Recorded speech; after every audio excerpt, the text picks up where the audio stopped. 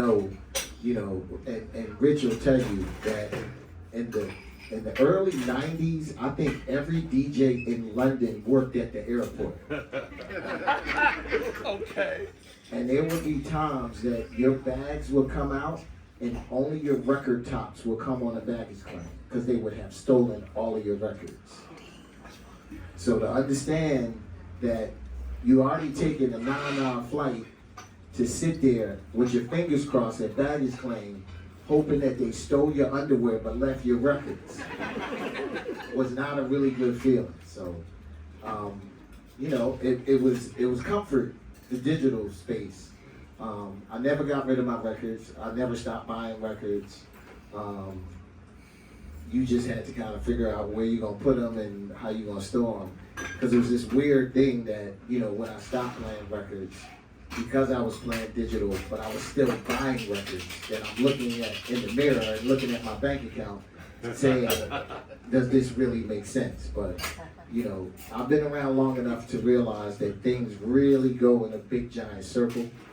And I knew the circle was gonna come back around, so I'm happy to be here. We're thankful to have you. We're thankful that the 360 degrees goes with us because to bring you here to represent in such a small space. And I mean, we used to that in Philadelphia with Philos and Fluid. I mean, the idea of playing a small lounge or a small room like this is something that is all we did in the 90s in Philadelphia. There were big rooms, but we didn't like the big rooms. We didn't like the big rooms because you had to cater, right? You had to cater to water your thing down a little bit. Whereas in an intimate space, you could really be experimental and aggressive. And I think that's a lot of reason why so many seasoned, aggressive technical DJs come out of Philadelphia actually playing those rooms. Yes. It's just, and even in the preparation for this, starting to go through things. I had 2 boxes of 45s ready that I was just like, I'm just gonna grab the 45s. And I was like, you know what? I don't know if I want to play 45s, but I was like, I haven't touched, my 12s and my 12-inch records in God knows how long. But it was funny because I was saying when I went from analog to digital, I started setting my digital up exactly like I would carry my record boxes. So I thought what was really interesting is when I started to prepare for this, I looked at the digital while I was reaching through my records. So it was really a full circle moment that the digital actually helped me curate what I wanted to bring today. But once I started grabbing my records, it was second nature. The only thing it was a mold on a couple of things and had to get out the alcohol. But, so you might hear some snaps, some crackles, and some pops. But we gonna ride with all of that. For sure. And for anybody that doesn't understand the difference in the mediums, when we're talking about Serato versus records, in the program Serato, it tracks your history. It tracks what you've played over the entirety of the time that you're using the program. So it's a double-edged sword because it can serve as a resource to inspire you to play more creatively. It can also give you an excuse not to work that hard and begin playing the same things all the time because it impacts the space, it's easy, and you don't want to really take yourself through those paces. But with analog, you don't have that opportunity. You're dealing with a medium based on friction, on instruments, on materials that have to touch each other and rub across each other in order to create sound. So unless you're recording it to tape or recording it to a digital recorder, that history is all in how did you put them in order as you played them. By the time you get finished playing them, did the cocktails stop you from remembering what order they were in? 100%. It's feeling. It's 100% feeling. So, like I said, even in the preparation for this, I got excited. I have had a really, really good pandemic shutdown and reset.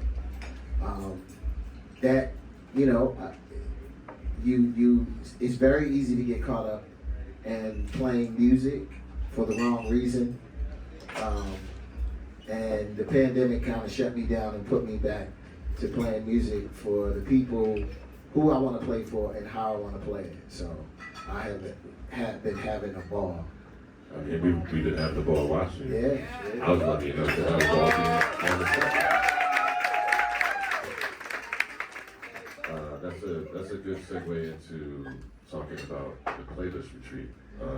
Anybody sees this shirt, this is the playlist retreat shirt from 2017. What was that? Year 3? 2 or 3? Year 3.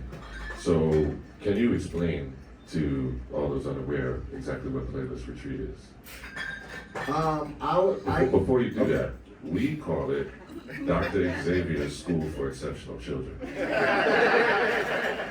We all that just created like 10-year-olds like, where the snacks at? Who's Jeff inviting this year? I used to judge Red Bull Freestyle. It was a global DJ competition. And the thing that I realized was, and super shout out to Red Bull Freestyle. Red Bull Freestyle would gather some of the best DJs in the world in a place like Tokyo for a week. I've never spent a week with you. I might have spent 2 days. I've never spent a week. And what I realized is spending a week with your peers, it is the range of emotions is absolutely insane, because you go from talking about the great times, and then you start getting into the bad shows and the bad promoters and the bad clubs and bad experiences, and just, we were able to really talk a lot and kind of get a lot out. And from that experience, I kept saying, I would love to throw a retreat that you can get creatives together. So the idea was there, but flushing the idea out, it was kind of like, I can't just invite some creatives to the crib and just, we all here and we just start a conversation. I kind of wanted programming, so I reached out to a friend of mine who kind of puts together events. And we started inviting DJs and producers and singers and songwriters and, just a lot of people that were in the creator space. And it was funny because I really wanted to do this for a year. Like, it was a one-time thing. Like, we're gonna get everybody together and just share knowledge. We had panels and, almost looking at the creator space and asking what is needed in the space. This was very, this was early on in social media, so we brought, somebody from Facebook in and somebody from Twitter in, and they kind of gave a lot of tips and pointers. We kind of asked a lot of the questions of what do a lot of the creatives use to create, and then we reached out to a lot of the manufacturers and invited them to come. But it was literally a situation that it was an invite-only thing, which was a little weird because, if somebody would have invited me to the retreat, I wouldn't have cared. I'd have thought it was some weird shit that, Jazzy Jeff just called me on the phone and invited me to his house and didn't tell me why. That it's kind of like it's some kind of cult thing going on. But it was funny because when people kind of got there and you started realizing that there were other people there that you knew, and you kind of felt like, oh man, I don't know what this actually is. I'm getting information and, and we're having these conversations. And I think the thing that surprised me more was the emotional thing that everybody got from it. It was a lot of people that were in tears, that were really kind of like, I was borderline ready to quit. I'm not happy with the current state of my profession, but to just be in a group of other people that kind of share the same feeling, was healing. And I really looked at it like this is for the people who live outside of the music industry and who just enjoy making music. How do we navigate? How do we function if you're not really trying to be a part of the big machine? We did it the first year and it was great, and I was kind of like, oh man, that was magical. And then all of a sudden you got to December and it was kind of like, so when is the retreat next year? And I was like, I wasn't really thinking it was going to be the next year. We ended up 5 years. Five big ones, and it's been beautiful. And you gotta imagine like this gathering of people here. At Jeff's house, you're sitting next to DJ Eddie F. Bismarcky, Kid Capri, Redman is over there, probably rolling some weed. Glenn Lewis. I mean, it's a veritable who's who, and everybody is fans of the craft. Everybody is there to get better. It's like going to if you were a fighter, it's like going to this crazy training camp with all these coaches and these ill fighters and showing each other techniques. And you brought up a point about it being healing for people. And one of the shining examples of that to me was Bumpy Knuckles. 100%. So, Bumpy Knuckles gets the playlist. You know, we've been there a few years now, so everybody's like, hey man, you know, how's your family? Da, da, da, da, da. You know, Bumpy is standing on the side like, what this is. By the 5th day, Bumpy Knuckles is sitting at a Rhodes. He wouldn't touch an instrument, he wouldn't do anything because he didn't know what to do. He couldn't believe that he was around so many established people that weren't functioning from a space of ego. Everybody left their ego in the driveway. And it's a super important part of the playlist to me because to level out the playing field and to be able to get game from somebody with more experience than you, to get game from somebody that just got in the game, might be 10, 15 years younger than you, but their social media game is crazy. They laughing all the way to the bank, and you can't even send a text right. And you become an old dude in the club, now you're learning something from this kid. I mean, it was really, really beautiful in that way. And so many other ways. I mean, sitting and listening to Young Guru interview Bob Power, talking about 2-inch tape and how he made the drums knock so heavy. Ken Gamble talking about when I wrote the theme for Soul Train. I was just like, I'm sorry, you gotta say that one more time. There's so many of those moments, man. And to be able to create those memories with those people, it all falls on your shoulders. So, you know, bringing us all together that way it really has been healing. And that family has stayed together. How many people in that playlist group chat? Like 100? Yeah, 100 plus. 100 plus, easy. So, what's your plans tonight? We're compared to how you would be when you came with your lappy. She got these 2 big ass flight cases with you. Which was, shout out to my wife who brought my record cases down. I was freaking out. I was like, you can't carry my records. She was like, listen, I'm not your wife. I'm bringing your records down. So shout out to that. I just, you know what it is? I kind of play a lot the way I feel. And it was really one of those things that when I went on the wall and started pulling records, I was pulling what I felt like playing. And I called you and I had a conversation, you know, because I was kind of like, listen, I mean, I got a blank canvas. I'm just trying to figure out what to do. And he was like, man, you know, you should do a little bit of this and a little bit of that. And I was like, that's all I needed to hear. So I just pulled some good music. So listen, anybody, if you see me on the stream, you know I got this thing that I kind of play like gumbo. So I don't know what I'm gonna play. You don't know what's coming next. I don't like being genre specific. I want to throw the most curveballs in the world. And at a space like this that you can kind of sit, chill, listen, and drink, oh man, this about to be curveball heaven.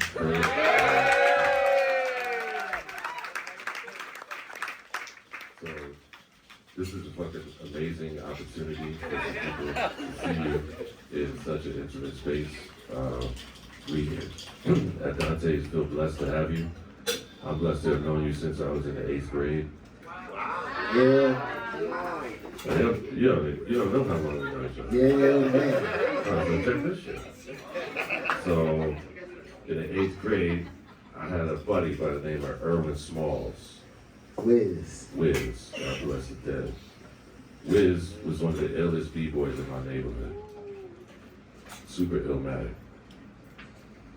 One day, Wiz comes to the park and he's like, yo, I'm not gonna see y'all for like 2 weeks. You're gonna see us for 2 weeks? Where you going, jail? He's like, no, I'm dancing for Jazzy Jeff and the Fresh Prince on the Fresh Prince tour. Yeah. Come on, man. I was tight. He didn't tell me ahead of time. I was tight. And I ended up coming to, I think, 2 or 3 Fresh Fest rehearsals. I mean, this is 85? Yeah. So Jermaine Dupri was dancing for Houdini. This is way pre-So-So Def. He was about this tall.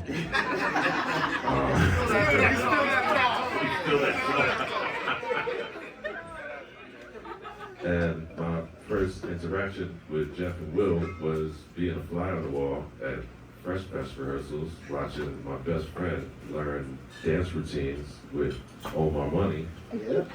and then being in the nosebleed seats at the Fresh Fest.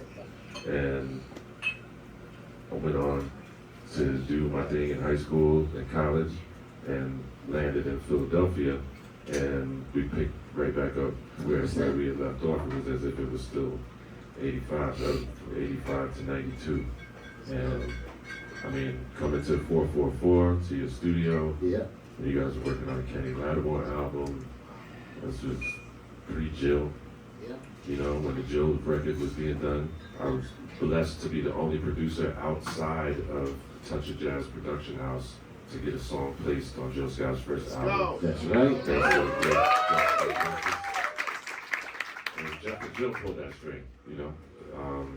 So the friendship is real. This is not pomp and circumstance. This is someone I consider a damn near lifelong friend. And I feel really lucky to bring him here to y'all and let you see him operate in this medium. Because who knows? When's next? Who knows? So, yeah. Anybody got any questions? They like just shut up, I please. know. Tell stories. Where in Philly are you from? Do I need to sing it?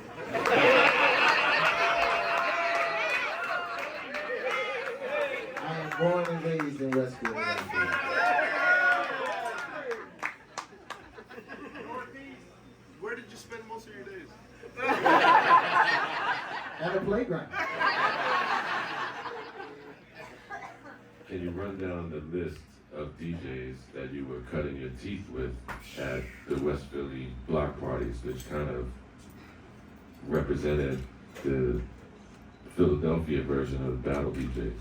Oh man, I mean, you know, you got the older guys from the Disco Docs to Disco Rat to the Grand Masters of Funk, which, you know, was Cosmic Kev, because Gary ran that, Grandmaster Canal in South Philly, Cash Money in Yade, Lightning Rich in North Philly, Spin Bad in Mount Airy. It was a lot. It was a lot. Like, you know, especially at that time, because it was, you know, I think what I realized is, you know, being a part or understanding social media now, to realize that these were parties that the only glimpse you got into the party was a cassette that somebody bootlegged and recorded. And I swore you would play these cassettes for people and they thought this was in the Spectrum and it was 200,000 people and it might have been 40 people in the sweaty ass basement. But that was everything. That was, you know, that was the whole culture, you know, back then. You know, passing tapes around, you know, and especially DJing pre-hip hop, you know, that you're there and watching these records pretty much come out every week and just being a part of it and you know, and then getting to the point that you want to start making music, and you don't know. Like we didn't have people really before us that did it that you could kind of ask these questions. We were figuring our way out, you know, through the whole thing. You know, from people saying that, you know, hip hop wasn't going to be around. This was just a fad, and you know, why you messing up your mom's records and all the rest of that. You know, now we celebrating 50 years, so we did something right. Come on.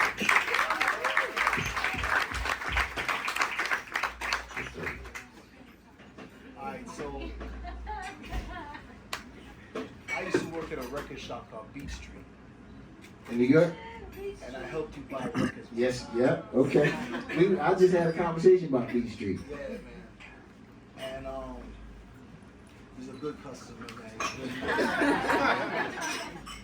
But I just remember all of the people that came through. And I just wanted to know if you could speak on some of the people that are no longer with us, like the Bismarcks, the DJ AMs. I saw a clip of you and AM going back to back one time, and I probably watched that clip 100 times. And I always thought to myself, like, you know, these moments thankfully were caught on video. I'm sure there was many more that weren't. But I always wanted to hear from the people in those moments and that shared those moments. Like a person like Bismarck, I got tons of stories because he bought records from me all the time. But man, if you could speak on just not on those two, but just like anybody you feel like that's not around that you're like, man, if we only knew, you know. Well, I mean, that's a really big lesson that unfortunately a lot of times you have to lose somebody to understand that you need to kind of appreciate and enjoy people, you know, while they're here, because you never know. And the pandemic hit, and you know, it was literally one of those things that I'm watching friend after friend after friend, colleague after colleague, just no longer be here. And it really puts things in perspective. Like, you know, hip hop is 50 years old, and today's 50 is not my mom's 50 on the outside. Oh, you damn sure 50 on the inside. So you really kind of need to take care of yourself. You know, we good with dressing young. We throw some Jordans on and some jeans and a shirt, and we kind of like, yeah, I'm 20. And it's kind of like your insides are saying, no, you 50. You really need to go to bed at 9 o'clock, and you shouldn't drink that much. You know, so, but it was, you know, what was really crazy was the very last playlist retreat we had was the last time that I saw Biz. And I've been trying to get Biz to come, and Biz just drove up for a day. And Rich will tell you, Biz sat down and held court with everybody. Like, you know, after Biz passed, and you start looking at a lot of those moments, you start to get this feeling like he was giving us a gift before he left. And it really, you know, kind of shook me in a way that it's kind of like it's important to have these kind of interactions, because you don't know, you know, none of us are guaranteed to make it home tonight. You know, that, not trying to sound morbid, but it's just kind of like, yo, so you really need to make tonight as special as you possibly can, and that needs to be pretty much every day, because, you know, unfortunately, the older that we get, it becomes more frequent that we hear these stories and, you know, of people not being here with us anymore. So, you know, I think, you know, I appreciate a lot of those moments. Those were really, really tough, because AM and Biz were very, very good close friends of mine. And you definitely miss them. But I think it's, you know, that quietly is one of the reasons why I'm here. You know, to do more things like this. You know, like what can I put into the world while I'm still here that will stay when I'm gone?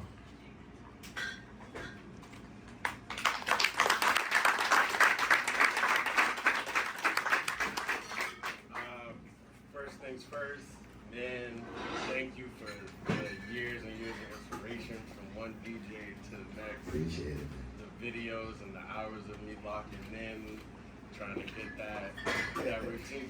Thank you. And I just wanted to double back to the post-pandemic reset that you said that you experienced. I too kind of crawled out of that space of playing what the masses, and I just wanted to know from your perspective if there was a transition period at all when you made kind of the decision of, I'm just gonna play kind of what I want to do. If there was a transition between bookings, and then if you're seeing any change in the dance floor from you playing kind of what you thought everybody wanted to hear to I'm just gonna do my thing now. You notice energy shift in the dance floor. You know what? I kind of always played what I wanted, but I don't put a round peg in a square hole. So if you're gonna book me in a little bit more of a commercial space, I'm not trying to prove a point and play shit that no one in that commercial space likes. Rich said something to me that I don't think he understood how much it resonated. We were on a train going from Paris to Amsterdam. And Rich looked at me and said, you know, you are our Swiss Army knife. And I looked at him and he said, like, you did the Defected albums, that you did all house, you did stuff on BBE that it was just hip hop, you know, you got jazz stuff, you got this, like you pretty much do everything. And when I thought about that, I was like, you know, that is naturally who I am, but you have no idea how many times that I was booked. And on the Monarch, it said DJ Jazzy Jeff spinning house. And it's 500 hip hop heads in the front. And they're looking at you like, fuck you doing, B? And you just like, yo, you didn't read that. Like, I was like, sometimes this Swiss Army knife shit is for the birds. Like, I want to just go and play what I want. Like, you know, so a lot of that, you know, and then you kind of, you know, it's this whole thing that you're traveling around and it's kind of like you want to make sure that you please everybody. And I think the biggest thing was I'm no longer trying to please anyone other than myself. And it really becomes that because, you know, to me, our job as a DJ is to expose people who don't have our job music. Whether it's new music, old music, discovering music, bringing something back, showing them something they never had. And unfortunately, it started to turn into them telling you what they want. And that's cool. I'm not going to tell a pilot how to fly the plane if I never flew the plane. So I'm kind of like, you know, we have mediums that whatever you want to hear, you can click that button and hear what you want to hear. You might not hear that tonight. And that's cool, you know, and I think going back to being almost an educator of new music or styles of music or playing music, I think what I realized, you know, post-pandemic is there's a lot of people out that are kind of like, listen, I want you to play me some shit that I ain't never heard before and blow my mind. And not necessarily, you know, play all of the same stuff, you know, that I heard. Or even if it's you going back playing stuff that, you know, you haven't heard in a while. So I think the shift was more in the public, you know, and just going out and taking a lot of these dates. You know, I kind of, you know, got to a point that I'm only doing things that really satisfy my passion. But I think there was a few things that I realized. I feel like when the world shut down and D-Night started streaming and Questlove started streaming, Rich started streaming, guys like myself started streaming, I realized that there weren't any young DJs streaming. Because a lot of the younger DJs were kind of like, I'm waiting for outside to open back up. And what I realized about grown folk is grown folk was kind of like, yeah, this shit is scary, but I kind of dig being in my house. And I was like, oh man, I think you woke up grown folk.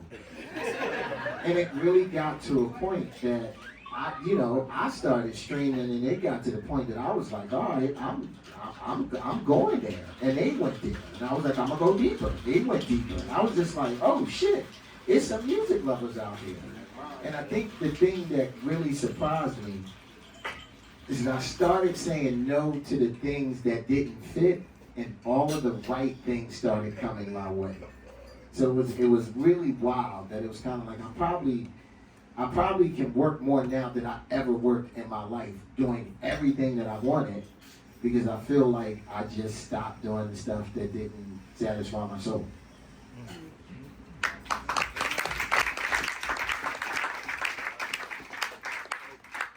Jazzy Jeff, I have to ask, you talked about what's old is new, again, analog, digital back to analog. What about jazz music? What influence has that had on your life, on your musical career? Oh on your man, passion? everything. My dad passed away when I was 10. My dad was an MC in the original form, like he didn't rap. My dad was an MC for Count Basie. So growing up, we had 78s in the house of Wes Montgomery, Jimmy Smith, Arthur Price. And I think the beautiful thing is me being the youngest, I was completely a sponge. Like I got, that from my dad. My mom really didn't rock with music like that, but my older brothers, they were the Mahavishnu Orchestra and Chick Corea and Weather Report. And then my sisters were Marvin Gaye, Stevie Wonder. So I soaked all of that up. And then when hip hop came, it was kind of like, oh shit, now I got my own and I got theirs. And I just got I inherited a record collection. So jazz has been, pretty much at the forefront. And just more so the emotion that jazz gives you, the improvisation that I love, that you don't really know what's coming next, is a beautiful thing about jazz. You think one more? Easy question. Yes, ma'am. What kind of turntables do you have at home? Oh man. What kind of turntable do you not have? Yeah. That would be easy. I mean, I still have my very first Technics 1200s that I bought. I got the very first ones that I bought. And I might have about 20 pair. From the old ones to the new ones to Vestex to I am a gear junkie. And I think, going down that rabbit hole, I feel like a lot of creatives are always looking for whatever tools are going to allow you to do the perfect thing that you do. And even though it's not the tools, but it's kind of like it's still fun to buy them. So yeah, I got everything. Yeah, I've been witness to that. I've been in the crib 100,000 times, and every time it's like, what the hell is this, Jeff? Oh, that's the turntable. It came from Jupiter. They sent it yesterday. Invisible turntable. So, Jeff, I want to thank you, man, for being with us tonight. Really appreciate you giving us some of your time and allowing us the opportunity to experience you. And thank all of you guys for showing up and giving us your energy too. Thank you, Jeff, ladies and gentlemen.